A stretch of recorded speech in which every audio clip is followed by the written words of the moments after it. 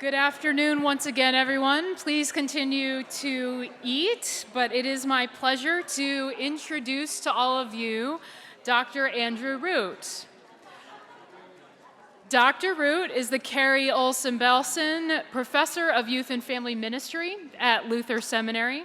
He writes and researches in areas of theology, ministry, culture, and younger generations. His most recent book is The Pastor in a Secular Age, Ministry to People Who No Longer Need God. And there are extra copies of those available at the Yale Divinity School bookstore, so please feel free to grab one of those on your way out after our time today. Other works include Faith Formation in a Secular Age and Exploding Stars, Dead Dinosaurs, and Zombies, Youth Ministry in the Age of Science. A former Young Life staff worker, Dr. Root has served in churches and social service agencies as a youth outreach associate and a gang prevention counselor. He lives in St. Paul with his wife, Kara, 2 children, and their dog. And I am told that when not reading, writing, or teaching, Andy spends far too much time watching TV and movies, some of which may very well turn up in our lecture today. Dr. Root, we are so delighted to have you here. Welcome. Thanks.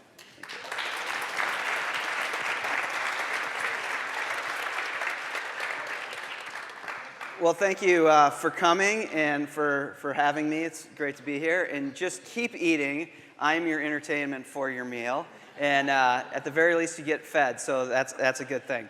All right, so what I want to talk about actually is a new book that will come out in a few months called The End of Youth Ministry with a question mark. And the question mark keeps me from getting in trouble from anyone. So it's because it's a question, you can't be mad at me. But I really want to focus on the subtitle, Why Parents Don't Really Care About Youth Groups and What Youth Workers Can Do About It. So that's going to be my focus for our time today, and we'll see how this goes. I was asked this book comes out of a grant that was done here at the Center for Faith and Culture, in a big grant that we were doing that Skip was part of, Skip Masbeck, as many of you know. And when he invited me, he said, I'd really like to hear new stuff from your book, and then he's not here today. So I don't know what that means, but here we go. We'll see how this goes. So let me start by telling you a couple stories that get us into this subtitle question. I was at a big youth ministry conference a few years ago, and a young woman asked if she could talk to me after one of the sessions I did. She said, I'm thinking about maybe going to seminary. I'm a senior in college. I go to a small liberal arts school. I'm a youth ministry major, and I'm thinking about seminary. So I said, that's great. So we had a cup of coffee. And she said, I launched into my pitch for my seminary, being the seminary that she would go to. And she listened intently and nodded her head. And then she said, I'm just not really so sure if I want to do youth ministry. After I gave my best pitch of going to seminary, she says this. And then she said, I just got done with my practicum as part of my undergrad degree in youth ministry. And she said, it just became really hard, even in that one semester. And it became really clear that parents and young people have so many other things that they're involved in, that we would do all this work to get kids to come, and they wouldn't come. And I'm just not so sure that I want to do youth ministry. She said, I don't blame parents, and I don't blame kids. When I was going through high school, I was really into gymnastics. I competed at a high level, and I wasn't part of my church basically from October to April while I was in gymnastics. So I get it, but I'm just not so sure that then I want to do youth ministry. And she said, do you think maybe I should just be a coach instead? Because I'd rather really work and focus on what young people are into. I'd rather focus on the things they're giving their time to. And she said, I don't really want to fight the thing. So I wonder if we're in an age where it feels like youth ministry has to fight to be a thing that young people are engaged in. So I got very interested in her question that youth ministry is a thing. And so I did some research for this book, and I had some conversations with 4 different sets of parents just to kind of get a feel of what was going on. And I was invited by a friend of mine. I wanted to talk to some parents who weren't affiliated with the church, and I have a friend who's very involved in the Youth Basketball Association in the Twin Cities. And so he set me up with these parents, and I went over to their house to interview them. And I walked into their yard, and it was like a school gym class that exploded on their front lawn. There were balls and hula hoops everywhere in their yard. I went in, their house looked like it was kind of in transition, though deeply lived in. And we sat down, and they said, well, you know that feeling. And then we sat down, and the husband and wife basically looked exhausted but also energized, and they had 4 daughters ranging from like 16 down to 10. And they said, our 4 daughters are involved in traveling basketball. We both played basketball growing up. We played in college, and we coach all 4 of their teams, all 4 of their travel teams. My husband coaches 3 of them, and the wife said, I coach 1 of them. Said every night of the week, we are at a basketball practice, if not 2. On weekends, it is very common for us to have 6 to 8 games on a weekend. Says all we do is basketball. And they said, it's our thing. It's our thing. That's what we do. And then I said, well, that's really interesting. And then the mother said, well, you know, I wouldn't force my kids. Our kids are all into basketball. That's their thing. We wouldn't force them to do basketball. They could do anything. As a matter of fact, in the spring, our kid's second sport is lacrosse. And our 3rd daughter this last spring said that she wasn't really interested in doing lacrosse. And I said, that's fine. That's okay. Well, what do you want to do instead? And she said, our daughter said, well, I don't want to do anything. And Mom said, that's not an option. In this family, we do something. You have to do something. And I said, well, why was that? Why did you need your kids to be involved in something? He said, well, it's really important for us, and we think it's essential for our kids' future if they find their thing. And you don't find your thing by sitting on a couch on your phone. So they had to be active. Now, the first time I ever did a lecture here at one of these lunchtime conversations, I showed these slides, and I show these slides often, but I think it puts us in a kind of common frame of reference that anthropologists tell us that it appears that every culture across time and space has these 5 sectors to it. Now, they can be radically redefined across time and space, across history and in different contexts, but it seems like every culture has something like family, society, government, economy, and religion. Now, again, they can be radically redefined. Like, you can just think ancient Hebrew family and Victorian English family are 2 radically different ways of conceiving of family, but they both have a broad category called family. Now, if we were to think of these 5 as, well, if we were to think of them like continents, and that the bigger they were, the more they held cultural esteem for us, if we were to rewind maybe 100 years, maybe 60 years, maybe depending on context, if we were to rewind, they probably looked like this a while back, where the biggest kind of zones of kind of cultural esteem were family and religion. Economy had its place, society had its place, government had its place, but really what defined people's lives were family and religion.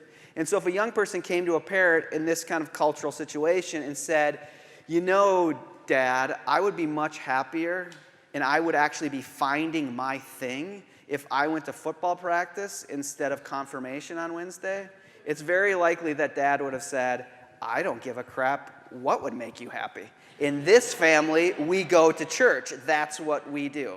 So it's a very different kind of conception where you're not trying to find your thing. You are expected to participate in family and religion. Now, if we were to fast forward to our own time, I think that this has radically shifted. And it probably looks a lot more like this now, where economy has a huge piece of the pie, that society has a huge piece, that family has just shrunk a great deal. Government has gotten a little bit bigger or a little bit smaller, and depending on your politics, you're really angry about that. But that's a whole nother presentation that you can go to. And then religion has shrunk a great deal, which is not to say that people are no longer religious, but it doesn't seem to define their lives like it once did. And one of the stories I often use to illustrate this is that I have a colleague who just retired a few years ago, was very important within the ELCA and the youth ministry world. His name was Raleigh Martinson. And he actually did some lectures here, these lunchtime lectures a few years ago. And Raleigh retired about 71, 72, and I taught with him when I was in my 30s, and I would be needing a nap, and he would still be racing around the room. I mean, he was just filled with energy. And one of the things that Raleigh loved to do was to talk to people, and he would call it research. Like, he would just meet someone pumping gas and talk to them, and then he would say, this is research. So the thing where Raleigh often got most of his quote-unquote research was on airplanes. So he would talk to people on airplanes all the time. If you ever see me on an airplane, I'm telling you right now, don't talk to me. I will put up every nonverbal sign that says, I do not speak this language, do not talk to me. Noise-canceling headphones go on immediately, hang a sign over my head that says, I'm from a different planet. Like, I don't want to talk to you. But that's not Raleigh. He walks down the aisles. I've been on airplanes with him and seen this. Walking down the aisles, shaking people's hands, making comments about iPads and babies. Like, that's what he does. Well, the story goes that he gets on a flight, and he sits next to a man who's probably in his early 40s. And they are on a flight. They are on a flight from LAX, from LA to Sydney, Australia. 14 hours. There is nothing worse I can imagine than having to sit for 14 hours next to Raleigh Martinson on an airplane. I still think across the ELCA, in the prayers of the people, there should be prayers like this every Sunday. It should be like a liturgical law. God, today we pray for people in war-torn countries. Lord, hear our prayer. Lord, we pray for those who have lost their jobs. Lord, hear our prayer. Lord, we pray for the man who had to sit next to Raleigh Martinson for 14 hours. Lord, hear our prayer. Like, I think it should be a denominational law that it has to be in there. So he's sitting next to this guy, and they're talking. Even before they take off, they're just talking about their lives. And Raleigh will not only talk to anybody about anything, or talk to anybody, but he'll talk to them about anything. So he turns to him and he says, how about, do you go to church? You go to church? And he's already explained that he's got 3 kids. They're ranging from something like 17 down to 14. And he looks at him and he says, oh, it's so interesting that you would ask that question. He says, yeah. He says, well, here's the thing. The new school year is about to start, and my wife and I realized we just could not keep up the pace. That all of our lives were driving our kids from one thing to another thing, from this thing to that thing. And my wife and I made an executive decision that we couldn't do it, that we just couldn't keep up the pace. So we decided we were going to cut 1/3 of the things out of our kids' schedule. But we didn't want to be kind of hard-handed about that, and so we decided to call a family meeting. We got out a whiteboard, and we listed all the things our kids were involved in. And then we negotiated, one after the other, to just eliminate 1/3 of them. He looked at Raleigh and he said, well, this year, church got cut. We're going to take a year off of church. Couldn't cut volleyball, couldn't cut piano, couldn't cut test prep, but church got cut. And the reason church gets cut, and why I'm telling you the story, is the reason I think the thing becomes so important, is because economy and society becomes so huge. So that father doesn't make that decision because he hates his kids, or he doesn't even care about the spiritual life of his kids. They make that decision because they think it's good for their children. Because if their children participate in volleyball or learn a second language or get good test scores, they can get into a good university. And if they get into a good university, they hold societal esteem. And if they can get a degree from that good university, they can go to into a very competitive economy and actually compete. But this is where I think this sense of the things comes in, that we could actually populate it on this diagram, that these things all show up. And young people have to be involved in all these things, and the weight often goes to what helps kind of economically and societally. And I'll unpack this a little bit more as we go here. So what is actually a thing? I mean, I've been talking about a thing, but what actually is a thing? So you can hear what I think we all kind of know what a thing is. I mean, it's activity, but it's probably an activity we'd want to say that a young person likes, that they have energy around, but it's also an activity that feels good. And it seems to be giving young people a sense of a good life, maybe. It has something involved that way. But I want to push this further, and I think one of the reasons that the thing becomes so significant for parents is because it also has a lot to do with identity and then the definition of the good life. So let's talk a little bit about identity first. I think we actually try to hang identity on the thing. Now, we live in a very interesting cultural time because we tend to assume, and I think we assume it almost more tacitly, unthought in the back of our minds than explicitly, but we tend to assume identity, how you will answer the question, who am I, is a completely internal decision. So even 11 or 12-year-old at some point has to figure out who she is. And she has to figure that out for herself. And we don't really necessarily know how it happens, but we kind of have this illusion that she goes to her room, and at some time between the age of 11 and 14, that she'll make some grand statement that says, this is who I am. And we live particularly in a time that the philosopher Charles Taylor says is we live in a time he calls the age of authenticity. And what he means by that is he says it's actually driven by an ethic. And the ethic is that no human being should tell another human being how to live their life. Now that means retroactively that every human being has to figure out for themselves what it means for them to be them. And so identity takes on this sense of being something unique, something internal, but something deeply unique. Now, if that's true, and maybe even just true in a small sense, it becomes very hard for parents because you really don't have much power in forming your child's identity. As a matter of fact, you just have to allow that unique identity to form. But the one thing you can do as a parent is give your child access to as many things as you can. Because the thing being involved in this activity or that activity may help form their identity. So think of it like this, as we talk about identity and how it's an internal quest, is that even if you were to go back and look at like 1980s movies, and classic 1980s movies that some of us were raised on, like The Breakfast Club. And the reason The Breakfast Club, do people remember The Breakfast Club? Don't tell me some of you are too young for The Breakfast Club, because I will vomit if that's the case. But remember The Breakfast Club. If you haven't seen The Breakfast Club, you young people, scream it. It was a classic film. And one of the reasons it was a classic film, classic John Hughes movie, is because in the detention was each kind of kid. And so it was a social experiment of each kind of kid. You had the burnout, you had the jock, you had the homecoming queen, you had each kind of kid. And essentially what it was saying is there were 4 or 8 or 6 different kind of identities. And you kind of picked that identity. And it was interesting to watch that. But we live in a time where we don't believe that anymore, where we believe the identity options have exponentially grown. That there aren't just kind of 6 broad kind of identity markers. Now, really every unique person can come up with their own identity. So let me put it this way, and I want to be really clear what I mean by this. I want to think about bullying for a second. And I just want to give you I want to say up front that I'm not saying bullying is a good thing. I'm not saying that at all. I'm saying it's a very bad thing. But it is interesting for those of us who did youth ministry in like the 90s. Bullying was ever present, and it was annoying. But you kind of let things happen. And there was a sense, again, it was more tacit than explicit, that bullying was annoying and you had to be careful, but it did, we thought, maybe even in the 60s and 70s, we believe this more, it had a productive end.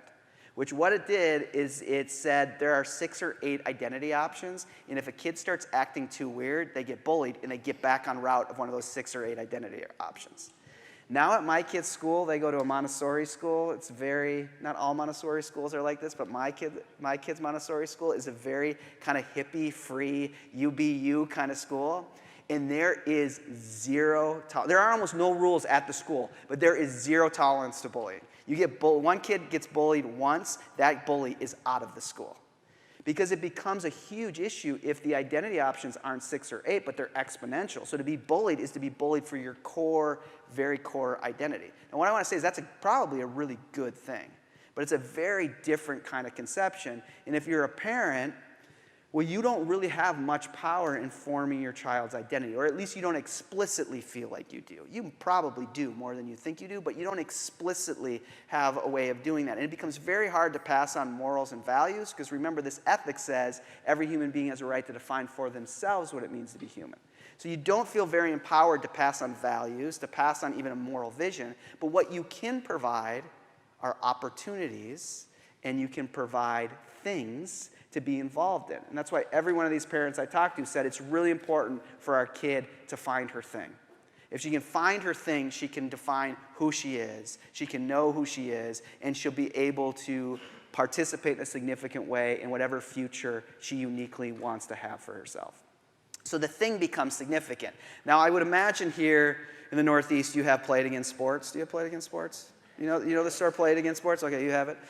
In the Twin Cities, Twin Cities is not that big, 15th biggest market in America. There are 13 Play It Again Sports in just the Twin Cities. Because the Play It Again Sports is the graveyard of things.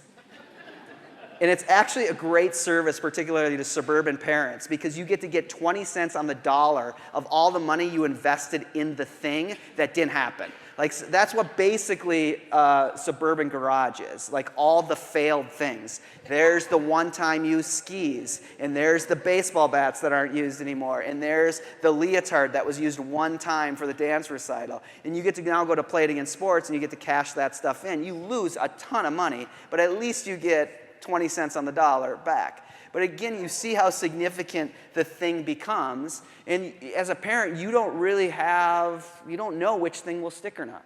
So what you need to do is give your kid access to multiple options of things, because you don't know which one will actually stick. But when you find the one that sticks, then you should really go deep within that, which is why Catherine said, I'm a youth ministry major, but when I was in high school, I didn't even go to church from October to April because my parents were taking me deep in gymnastics because it was my thing.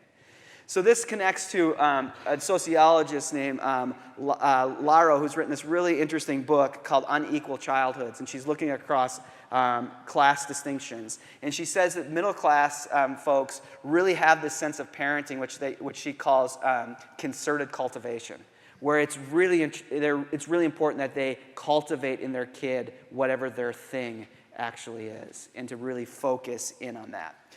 But that leads us, and she says that makes you a good parent if you can kind of cultivate and have this concerted cultivation.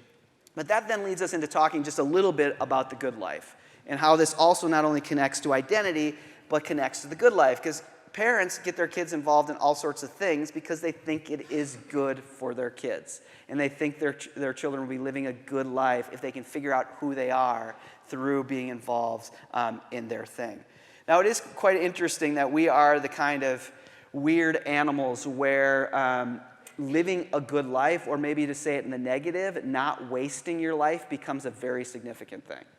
Like, we almost think the most tragic thing could be wasting your life. And we have a certain deep reflex that we don't want to waste our lives. I don't think there's it's hard to know this, but I don't think there's any other animal who is super concerned on not wasting their life other than the human being. And we don't even assume that with other human beings. Like, you don't see Max the Beagle and saying, my gosh, Max, you have wasted your whole life. Like, poor Max, I mean, he just sits around, eats stuff, is on the internet all day, playing games. He's just wasted his life. We tend not to think that. Like, we can grieve a good dog that's lost. We tend not to think dogs waste their lives. But we are the kind of human beings who are very frightened of wasting our lives. And the way even we talk about good or being good filters into almost everything. Now, this is a true confession for me. There's a store in my neighborhood called Speedy Market. And basically, you live in my neighborhood, or you're a true St. Anthony Park person if you're at Speedy Market at least 4 times a week. Like, it's just, you forget something, you just run to Speedy Market. And we buy our milk there, and it's my job to get milk, so I do the milk run every week. And this has happened to me more than once. The cashiers at Speedy Market are usually University of Minnesota students. So some young kid with tattoos and earrings, and I'll bring up my 4 cartons of milk, and the young person will ask, the young college student will ask, would you like paper or plastic? And I automatically think, I don't know why I think this, but I think we all do this, I want him to know that I'm the kind of person who's trying to live a good life. So he says, do you want paper or plastic? And I say plastic. But then he might assume that I'm not the kind of person who knows it's not good to use plastic bags. But I use those plastic bags because I reuse them to pick up dog poop. So I find myself saying to this 20-year-old who doesn't care, I'll take plastic because I'm going to use them as poop bags. And then I feel deeply awkward, embarrassed that I've just confessed that I need to use these bags for poop bags. And I assume that he cares that I have a dog who poops a lot or something. And then I notice, but then it goes both ways, because I notice he doesn't really say anything because he wasn't really paying attention. And then I think, well, is he the kind of spoiled brat who doesn't know it's not a good thing to use plastic bags? But then I'll leave Speedy Market and I'll see a neighbor, and my neighbor will ask a more deeply moral question, which my neighbor will ask, are your kids good? Hey, good to see you. Are your kids good? And what will I do? Just like all these parents I've been talking about. I will articulate my kids are doing good by how busy we are invested in our thing. Now think about how different of a moral imagination that is. If you were to go back to, 14th century, 15th century, and you were to get your plastic bags, that's where the analogy breaks down, and your milk, and you were to leave the store, and your neighbor was to ask, hey, your kid's good? You'd probably say something like, yeah, they're pretty good. Owen is in the midst of a deep time of spiritual reflection because he saw a vision. Maisie had a real problem at school, and, she's now in a moment of confession and absolution. So she's been wearing our family hair shirt to church every day because she's in the middle of penance. It makes gym class really hard, but that's where she's in the middle of it. If I actually said that, theologian dad, mom, pastor, if I said that about my kids, they would call social services in just a quick hot minute. Because what would they assume? They would be assuming my kids are not living a good life. So what do I say? Your kid's good? Yeah, kids are good. Owen is really involved in piano right now. He's got a competition next week. Oh yeah, Maisie's been super into fencing, and we're just busy. We're always going to our kids' swim meets. And I would list all the things they're involved in that say that they're living a good life. Now, I think it's really interesting, and someone needs to write a dissertation on this. It will not be me. But I do think youth ministry starts to shift through our moral imagination. So how we answer this question, your kid's good, really sets the terms for how we think about youth ministry. So imagine asking this to the church, the kid's good.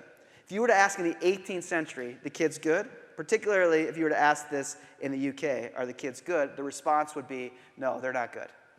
The empire is starting to crumble at the seams. We have a lot of young people who don't have very good education. They can't even read and write. So what do? You get Reichs in the Sunday school movement. If you were to ask it in the 19th century, kids good to the church would say, we don't know if our kids are good. We're not sure they're really committed. They're not showing real commitment. And this whole new move towards urbanization, we think that's a problem. What do? You get the Christian Endeavor movement. You get the YMCA movement. 20th century, particularly middle of the 20th century, particularly after World War II, you were to ask, are the kids good? Your kids good? What you would hear is, yeah, our kids are all right. We've created a lot more open space for our kids. There's a lot more freedom for them, but we're afraid they're growing up too quickly. That they're actually growing up too quickly. And the way kind of post-World War II Protestant youth ministry is constructed is it really is constructed to help kids not grow up too fast. In a lot of the free space. This is one of the reasons why your youth minister had to basically be a kid. Because there wasn't really much that they were doing, especially in big, open, suburban spaces. You went to school, maybe you played on an in-house baseball team or something, but most of your time was hanging out with your friends on the corner or driving too fast, and youth ministry was a way to help kind of slow young people down. That's why at its core, Protestant youth ministry, especially in conservative Protestantism, but across the main line too, the core thing you needed was games. You needed to know how to do games because kids needed something to do, and you were trying to help them have fun, and you were basically saying, don't worry about smoking cigarettes and having sex, just come have fun, just be a kid. And that was significant against this moral background. So think about Stranger Things, and if we have time, I want to show you a Stranger Thing clip. We'll see if we have time, but it's just my goal to show a Stranger Things clip at Yale Divinity School. That just feels like that would be just epic and beautiful. But think about Stranger Things. Like if you've seen Stranger Things, this is Mrs. Wheeler. This is Mikey's mom. Stranger Things is a period piece. It's like based in like 84 or 5 or something, right? And it's done, not only is it a period piece, but it's done in the kind of way those movies were done, like Goonies and things like that. But if you think about it, the show just simply could not work if it was 2015. Because you have parents like Mrs. Wheeler and Mr. Wheeler who really don't care where their kids are. And they're good parents. But if you watch the show, Mrs. Wheeler just sits around. They have a meal together every night, which is very different than our context. They have a meal together every night, but they love their kids by giving their kids free space, letting them roam the neighborhood, letting them be on their own. So Mrs. Wheeler often doesn't know where the kids are. She just sits at home, takes baths, and reads trashy novels. Like that's what happens in season 1 and 2. And it just wouldn't work in 2015 because listen, the kids wouldn't have any time to fight demigorgs because they'd have traveling baseball they had to go to. They would have all these other activities and things they had to go to. They couldn't just roam around and save the world from metaphysical forces. Or there would be a cell phone where there would be, find a friend, and you would just be tracking your kid at all times and wondering why they're running so fast in a junkyard. Like it wouldn't work. Or try this experiment. I don't know if any of you grew up watching Fast Times at Ridgemont High. So even if we don't get to the Stranger Things clip, I've just showed a slide of Fast Times at Ridgemont High at Yale Divinity School. So I've accomplished my goal. But if you rewatch this classic 80s movie, you will be shocked, or at least I was, I'll speak for myself, rewatching this, shocked at how old the kids seem. Now, at one level, that makes sense because the actors are older than high school students. But the show is actually an ethnographic exercise done by Cameron Crowe in the 80s, where he had already graduated from high school and went back to high school and wrote this screenplay out of his experience at Claremont High School in San Diego. But if you watch it, giving the leeway, yes, of course, the actors are older, but just the plot line makes these kids seem so old. The movie starts with the lead character, the second one in there, what's her name, Stacy. Stacy has a job, first of all, as 15, at the pizza parlor at the mall, and all she wants to do is have her first sexual experience. And so the show starts with her, like the first 10 minutes of the movie, starts with her hiding in her room with all dressed, with her covers up. Her mom, it's almost the only time you see parents in the whole movie. Her mom saying goodnight to her, kissing her on the head, then the music starts, like the 80s ballad starts. She sneaks out the window. She meets up with Ron Johnson or something, who is a stereo salesman in his mid-20s, who she's lied to and said she's 18, and they end up having sex together. And then the whole movie goes on from there. The themes, work, sex, these kids are growing up incredibly fast. They seem so old. And I think we've seen a certain kind of flip here. And actually, when you talk to most and read most sociological perspectives right now, we've had a kind of flip, where if the parenting kind of disposition was to allow for a lot of permissive space and to allow kids to have a lot of free space, which led them to grow up too quickly, we've had a reverse. And now a lot of parenting is monitoring and always being present to monitor. But there's, of course, a problem with that, is that too much monitoring seems too authoritarian and against this ethic that every human being has a right to define for themselves what it means to be human. You have to monitor in a different way. You have to monitor in a more kind of relational way. So parents need to be there at all times, but now they need to be there as a friend. And it's something that you would have never heard in the 80s, 90s, and even into the early 2000s. You'll hear all the time with young people now, which no one I grew up with would have ever said, my mom is just my best friend. You would have got punched so hard, so quickly, if you would have said your mom is your best friend. You would have never lived it down. In your yearbook, someone would have snuck into the yearbook and written, mama's boy, or something like you would have been teased forever. But now you talk to most young people and they'll say, yeah, my mom's my best friend. You'll talk to university students who call their mom every day. And at one level, it's beautiful. I hope to God my kids say that. My son won't. He hates me already. But my daughter, I have a chance with my daughter. But I hope for that. I'm not saying that's a bad thing, but it's an incredible flip. It's a huge flip that occurs. So you get, instead of Mrs. Wheeler, you get the Gilmore Girls. And you get Lorelai and what's her name? Rory? Is that her name? Yeah, I wasn't a super fan. But there's a kind of permeability and there's a kind of friendship involved here. So you get a very kind of different sense of what goes on. So now you have parenting that's really focused on providing your kids, as a monitoring friend, a menu of things to be involved in. To give them this kind of menu of things to be involved in. But then this leads to, I think, even a further flip, a more radical flip that's happened, which I think we've seen this, that it's actually not like, say, after the war up into maybe the late 90s into the 2000s, where young people are growing up too quickly. But I think a lot of the research shows now that young people are actually growing up too slowly. And there's been all sorts of articles in the New York Times and the Washington Post about like the desert of millennial sex, like that they're not, you have 20-year-olds who are there's just, the idea that everyone is having sex and smoking and doing drugs isn't there anymore. So one of the more conflicted, but I think good research has been the iGen book by Jean Twenge, and she has this quote that's a kind of very revealing, I think. She says, contrary to the prevalent idea that children are growing up faster than previous generations did, iGeners, so she means people who are just entering into college and university now, are growing up more slowly. 18-year-olds now act like 15-year-olds used to, and 13-year-olds like 10-year-olds. Teens are physically safer than ever, yet they are more mentally vulnerable. So there's a lot to unpack there, and some of her stuff has been contested and is worth contesting, but I think that she is kind of onto something. At the very least, it's an interesting question for youth ministry. If the kind of classic form of youth ministry that we all live with in our church either has or wishes it has was really based on slowing young people down, what happens when the whole culture is already slowing them down? What does youth ministry become for when it's not slowing young people down, but it actually has to be maybe about speeding them up? Or if it's about slowing them down and it's based in just another activity, what happens is the youth ministry just becomes another thing.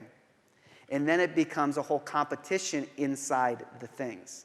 And the truth is that we're just finite human beings. So there's only so many things that we can do. And if parenting is giving your kid a menu of things to participate in, then they eventually at some point have to be ranked.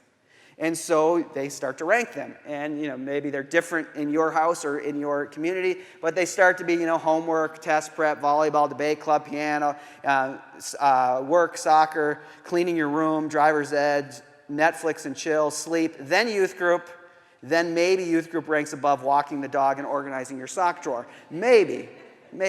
But they have to be essentially ranked. And so I think a lot of youth workers particularly feel, and probably pastors and churches do as well, that youth ministry keeps getting kind of pushed down the ranking of things. Again, why Catherine says, I didn't show up to church from October to April. It got pushed down the list. So this becomes a huge question for us of what do we do when youth ministry is pushed to this perspective. Now, why does it get pushed down so far?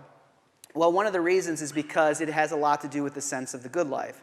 And so why does maybe youth ministry get ranked lower than other things? Like why is homework and test prep and sport above? Well, there's two ways to think about this. And this is to draw from a thinker named Hartmut Rosa. Is what Rosa says, and his whole project is thinking about what happens within our lives, in particular as we see this flip, where I've made this argument that kids are growing up slower.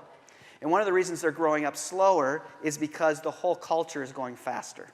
And our lives just keep seeming to accelerate and go faster and faster. So young people may be growing up slower, but their lives are incredibly full. And they're fast. And they're moving from one thing to another. Now what Rose's point is what happens in our world is the present gets compressed and compressed. That we have the sense that the present is always being compressed. And if you're like me, you feel this. Like, I am almost never mentally where my body is. Like, I always find myself, I'm thinking, like, I have to get down to JFK by 6 o'clock tonight. I am more there than I am right here in this moment. So I'm always projecting myself into the future. And he's saying we live like this culturally. The West has been continuing this process of compressing the present. Well, when the present gets compressed, what happens particularly for parents is trying to articulate to the next generation, this happens at the congregational level to young people, when the present gets so compressed, trying to articulate the content of the good life becomes almost impossible. That we actually don't really know the content of the good life, what it would really mean in the present to be living a good life. But we still are those kind of creatures, remember I said, who want to live a good life. But now what happens in such a compressed present is the good life becomes a dream. It becomes in the future. So what do parents say? I have to get my kid involved in all these activities. They have to be doing all these things. We have to rank homework above church. We have to rank volleyball above because those are the kind of things that deliver certain resources that will allow my child to live whatever dream she wants to live. Don't know what that will be, but she'll be living a good life if she can live this dream. So what occurs is that we have this AAA, which he calls accessibility, availability, and attainability. So we don't know what the good life is, but we want to give our young people an experience, give them experiences inside things so that they can have accessibility, availability, and attainability.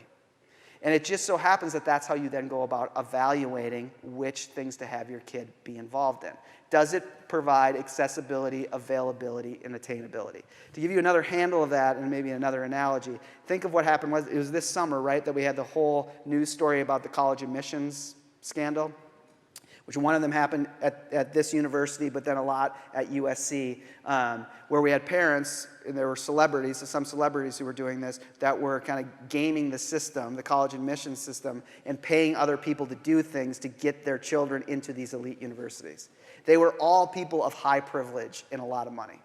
And you start to think, when you deconstruct this, why did they do it?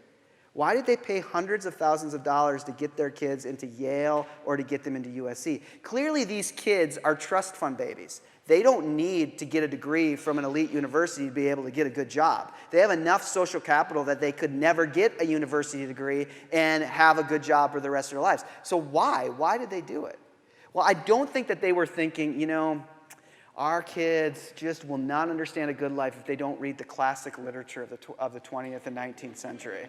And that's where they read the best literature, so we have to get there. They're not even really worried about education. And all of us are culpable on this. I have a 15-year-old thinking about, college is not that far away. And what did they just announced that Fordham, the price in Fordham is now $52,000 a year.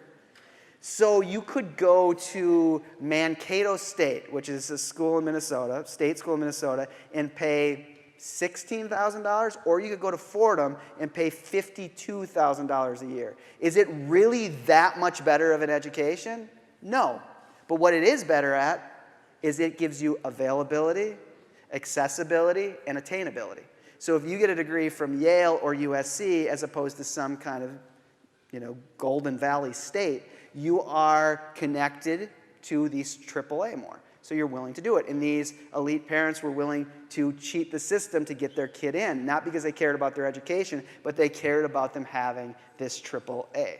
And so this becomes how you start to rank these things. And if you start to see youth ministry as a thing, when it comes to evaluating it through accessibility, availability, and attainability, it will just keep getting pushed down the list. And again, not because parents hate their kids, but because they love them. And they want to give them accessibility, attainability, and availability. And playing on an elite hockey team seems to provide that more than youth group ever could.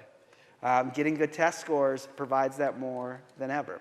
So maybe a good case study of this is to think about confirmation. I don't know if you do confirmation in your tradition, but confirmation is a really good case study because confirmation has a starting point and an ending point, and you usually actually have to do things to be confirmed on Confirmation Sunday. Like you have to show up, you have to go to the retreat, you maybe have to write a faith statement. But you will find in these traditions that do confirmation that they get at least a half dozen phone calls, depending on how big the program is, where a parent in September says, yes, this is good. We want our kid to be in confirmation. Absolutely. Yes, we agree. We sign the covenant that they have to come 80% of the time, and they have to go on the retreat.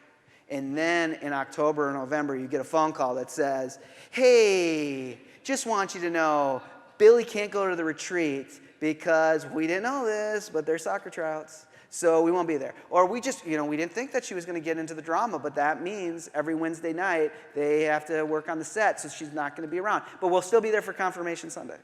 And things keep getting pushed down. By the way, I don't know if you saw this on the internet, but did you see this on the internet? There was a whole story about a parent who had a kid in a confirmation program. And it was a Tuesday night, and there was going to be the regional conference finals. And this kid happened to be a pretty star athlete. And there were going to be college recruiters there, and they were going to have this regional championship on Tuesday night. And it was a big deal. Senior last kind of experience at this, led the team to this championship regional final. And then the mom went to the coach, and the mom said, actually, I can't remember the kid's name, George or something. George can't come to the championship game. We can't be there. I said, well, why can't George come to the championship game? I said, well, he has confirmation on Wednesday, and we're afraid, this will go quite late, we're afraid that he'll be too tired for confirmation on Wednesday and won't be able to focus on Luther's Small Catechism, which is really important for us. If he's too tired up until midnight with the competition, he won't be able to focus on the Small Catechism. It's really important for us for him to do that. Did you see that story online? No. Of course you didn't, because it never happened. It's never, ever happened. It never will happen. But that just shows you how this works. Us church people here, you were probably judging that parent. Like, how could you keep your kid from the regional championship game? Can read Luther Small Cat. That's boring. Why wouldn't you? So we are as guilty for it as anyone else, but you see how this starts to work. Like the goods, the availability, accessibility, attainability of participating, the resources you get from being in a championship game as opposed to reading Luther's Small Catechism or the Westminster Confession or something becomes, it weighs much more in this perspective. So you then, what happens in this ranking, of course, and this happens in confirmation all the time when I was even bringing that up, is you don't really know you have a conflict, or you might want to say that you don't rank these things. They're all important. But once you have to make a decision by the calendar, then they have to get ranked. And that's part of the problem, and what makes pastors and youth ministry people want to pull their hair out, is because in September they say, we'll be there. We're committed. Oh, yes, this is one of the most important things for our kid. And then the conflict comes. Oh, tryouts and the retreat are the same date. And that's when you have to make the decision. So your Lord is the Google Calendar. Or whoever keeps the Google Calendar in your family holds a lot of power and actually a lot of pressure. And it's not just a kind of benign decision here. So these become things that we always have to weigh, I think, in quite a significant way. So let's return to identity for a minute, though, because I just don't think, I guess I want to plead with you not to fight to make youth ministry another thing. I talk to a lot of youth workers, and what they want to know is how could we get youth ministry up that scale? And I will talk to, particularly it tends to be, I'm being a little unfair here, tends to be young, say, late 20s, early 30s men at more conservative churches who tell me all the time if they'll get up at 5 in the morning for swimming or for SAT prep, they should get up at 5 in the morning and read their Bible and be involved in our youth ministry. And I always look at them and say, your passion is beautiful, but you are incredibly naive. I just don't think it will happen. So I don't think the objective is to think, how can we make youth ministry the kind of thing that can go up the scale? But this does lead us to move forward a little bit. If we return to identity a little bit, we realize that there's a flaw in the thing. That there's actually a flaw in the thing that we should be aware of. And that flaw is that it's not really true that we individually, by ourselves, fully internally create our identity. Identity is not something that you construct by yourself. You can't go to your room, sit down, maybe visit a couple websites, and then decide this is your identity. Identity is always a dialogue. It's always a conversation. And you only have an identity as you're in conversation and discourse with somebody else. And identity is always based on some kind of story. That you need a story to actually have an identity. This is why when someone says they're in an identity crisis, what they mean is the stories that they've been living out of don't work anymore. Like, for instance, the story is your spouse loves you. Your spouse is committed to you. And then, horrifically, they reveal they've been having an affair for 10 years, and you feel yourself in an identity crisis. Because the story you were living out of that helped you define who you are doesn't work anymore. So it's just not really true that we individually pick our identities. There's always a sense of being in dialogue and discussion. And this is true with the thing as well. If we go back to these basketball parents who are involved every night in basketball and said our kids can pick anything they want. They don't have to do basketball. They can do anything they want, but they have to do a thing. What they don't realize, and Mom was trying to be democratic and say it could be anything. If our daughter wants to do knitting and not basketball, that's fine, just as long as there's a thing. What she doesn't realize is that all the things aren't equal. She wants to be a good kind of democratic, open parent and make all things equal, but they're not. Because basketball, in that family particularly, is a rich, rich narrative. Mom and Dad fell in love playing basketball. Mom's dad coached basketball for 30 years. Their greatest memories are going to basketball games as a family. It's to pick either knitting or basketball isn't really fair because in that family particularly, basketball isn't just one activity against another. Basketball is a rich story that means something significant. So I think one of the ways forward for us to think about this is that we need to focus more on story than on the thing. That focusing and exposing young people to stories becomes much more important. And helping them to actually interpret stories and think about stories becomes significant. And the thing about the church is that we really can't compete in the thing. You can't have your confirmation retreat end when the kids are told that they're confirmed with everyone jumping up and down in a pile like they've just won the regional finals. And you as a confirmation mentor get water tipped on you. You can't do that. You may try, but it can't hold that same kind of weight. But what ultimately we need and what we yearn for are these stories. And what the church at its core is this deep commitment to narrative and story. Like we think about what the NFL is celebrating its 100th year. And the Super Bowl was in the Twin Cities a few years ago. It was like Super Bowl 53. Dan would remember because the Patriots lost. So you would remember that existentially. But it was like 53rd, and there was all the celebration of 53 Super Bowls. I mean, it's almost cute, right? Against 2,000 years of the church's history of stories and narratives. Like we think of the NFL as such a powerful thing, but it's only had 100 seasons. We're talking we've had 2,000 Easters with a lot of stories across the globe. The one thing we do have is we can't compete with all these things, but we do have narratives. Now that seems benign if you don't remember that identity is constructed around narratives and stories. So let me show you maybe a diagram that illustrates this. And I do have to say, my wife does say you have to be on drugs to understand my diagrams. So if this makes you nauseous, just close your eyes. But think about it like this. We could think of an identity is based in events. And an identity is the events that I identify with. So let's think about this theologically just for a second. The Lutheran theologian who just died a few years ago, Robert Jensen, has this beautiful line, deeply rich theological line, where he talks about God's own identity. And he says, whoever God is, God is the one who frees Israel from Egypt and raises Jesus from the dead.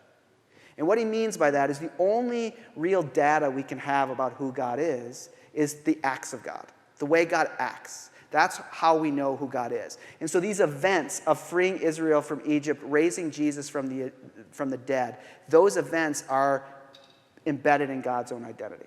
And I think this is similar for us, that we have our own identity inside of events, the very events that we identify with. Now hold on, that will make sense. And this is where my Stranger Things clip will eventually make sense. But what is an event? Well, an event is a happening, an occurrence, or an episode. It's some kind of happening, occurrence, or episode. But the truth of the human life is all of our existence is some kind of happening, occurrence, or an episode. And most of them we forget. They don't hold on to us. So some happening, occurrence, or episode has to move from just being that to being an event. And what leads it to do so is that we give some kind of concern and therefore some kind of strong evaluation to it. So some happening, occurrence, or episode starts to lead us to say, what does this mean? What does this mean about me? What does this mean about the world? And then we do the strong evaluation where we ask, is this good? Is this good? Does this mean I'm living a good life? What does this have to do with? This is why one of the big conflicts in marriages is when one person articulates a happening, an occurrence, or an event, or a happening, occurrence, or episode that's turned into an event for them. Remember when we were in Maine and you said this to me? That is a confession that historical moment has pressed in on my being and it forms who I am. And then the other person goes, we went to Maine? And then I can't believe you don't remember that. Because for the other person, it was just a happening, occurrence, an episode, and those, you kind of remember it. Some of them you don't even remember. But it feels offensive because for the other person, that experience has defined who they are. But more than just to help define who they are, it's become the story that they're living out of. I know you love me because at Maine, you stood with me and you talked with me. And so we create our identities in these kind of ways. So narrative becomes an essential piece of how we do this. So what we need to expose young people to significantly are these sense of stories, of hearing the stories of the faith, but hearing the stories of the cloud of witnesses of folks. Because if we think of this as a competition for things, then you need to get more resources.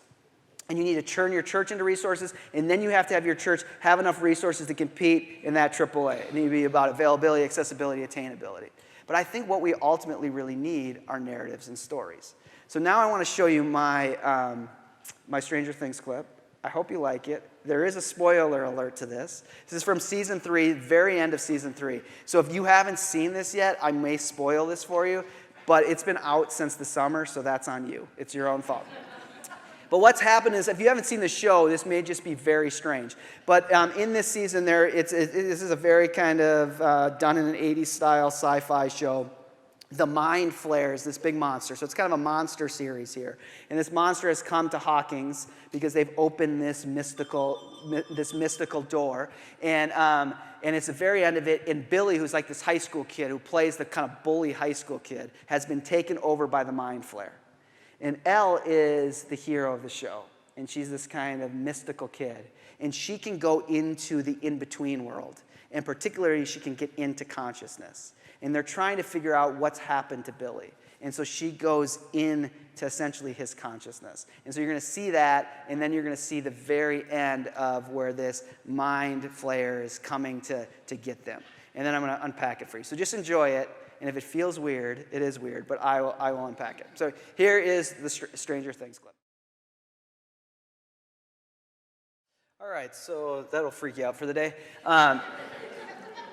But there is something really interesting in it. I should have warned you it was a little bit more dramatic than I remembered it. But here you have Billy, and Billy, particularly in the show here, is he's been overtaken by a not-so-good spirit.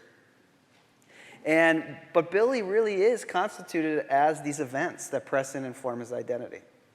And Elle goes into them, and she sees that these are the events, these are the narratives that he is living out of. And there's this beautiful moment when they're there that she participates in these events with him. She retells them. She even interprets them. And it becomes transformational to him, where he actually gets overtaken by a different spirit, a spirit of goodness, and stands up for her. And so one of the things I'm trying to kind of push us to think about here is that at its core, I don't think we should think of youth ministry as fighting to get the thing as a youth group or whatever programming up the list. But what young people really need, what we all need, is someone to participate with us in the articulation of the narratives that make us who we are. And in this deep sense, there's a huge kind of perspective of ministry here. That we don't have Elle's power. We're not telepathic kids. But there is a way that we can deeply share in the events of one another. And it is through actually hearing those stories. And there's nothing really more ministering, I think, to our own being when someone repeats our stories back to us in a certain way.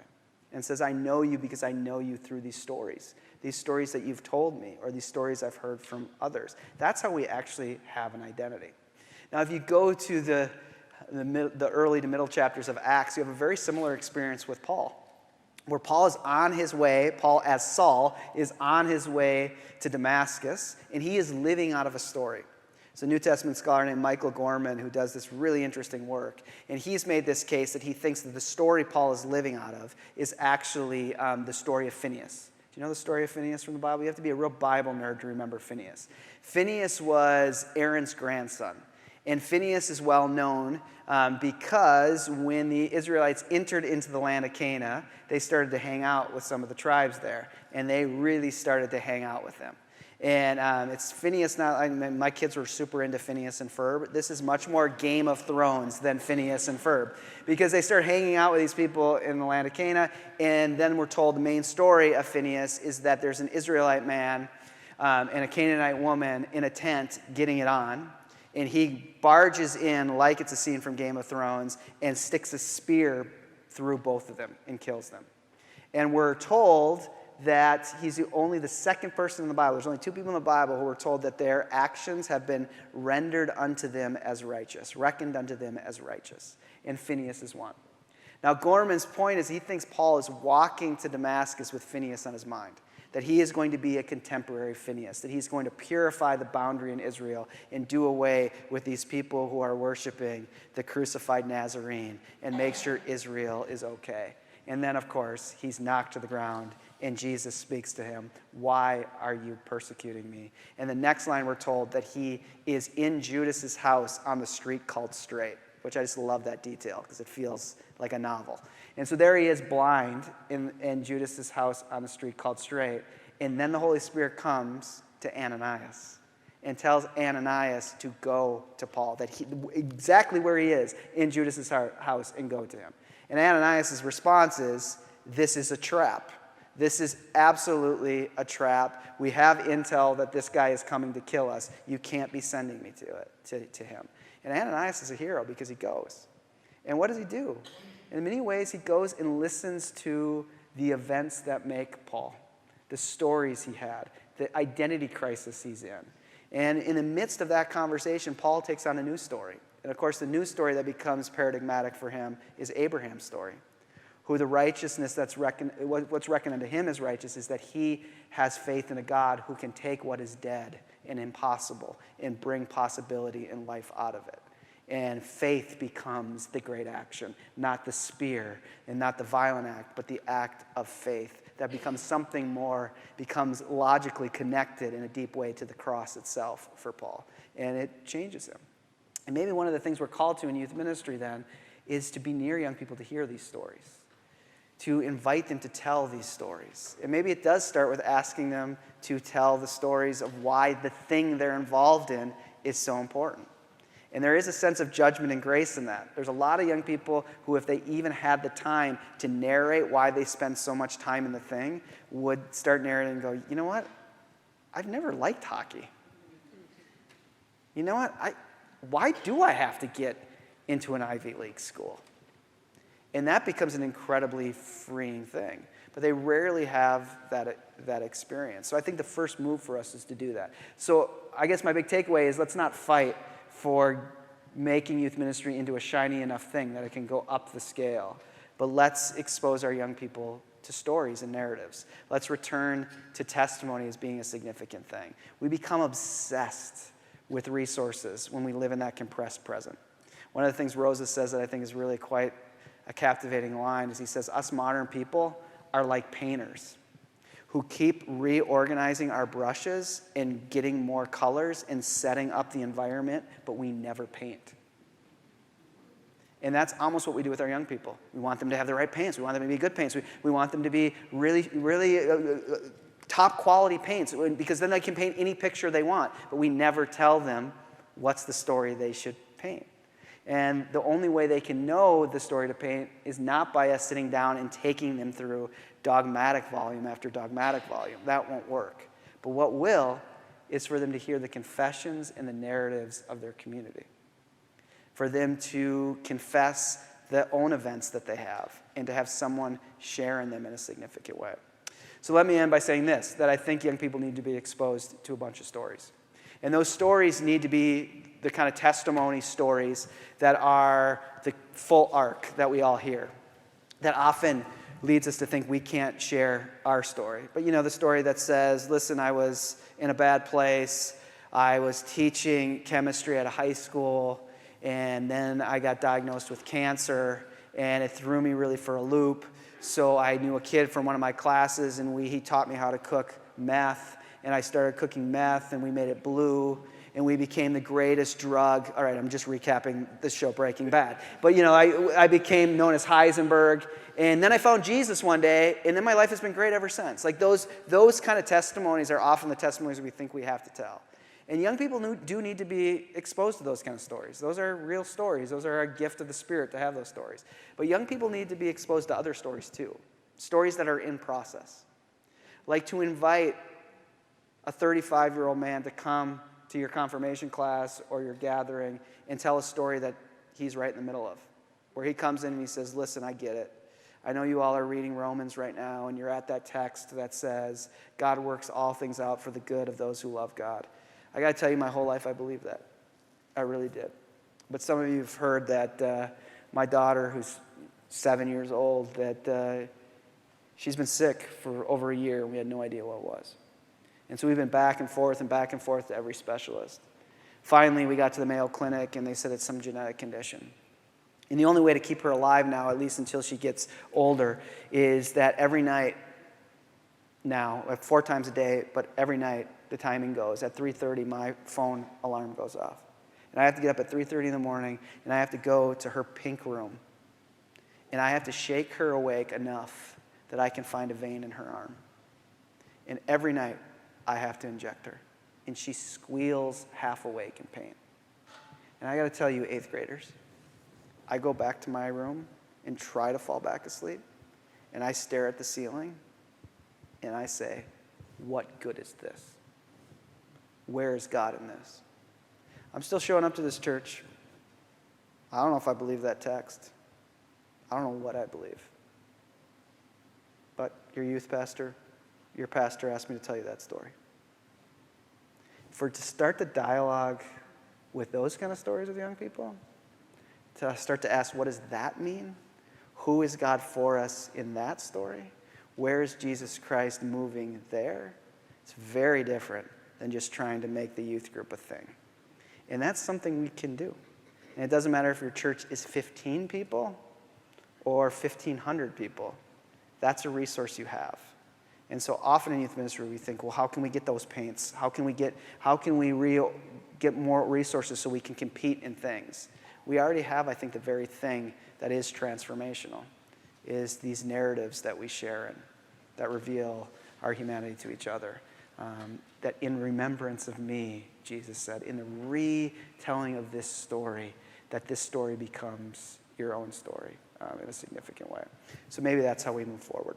Let me pray for us. God, thank you for these people and their faithfulness to the young people in their communities, but ultimately to your call and to the gospel itself. May they be reminded as they leave this place that you are well pleased, that in the struggles and in the tears and in the exhaustion, that they are doing good work. And by good, we mean work that you are pleased with. Remind them of that today. Amen. So I think we have a few minutes. Yep. Okay. Thank you so much. Can we give Andy a round of applause?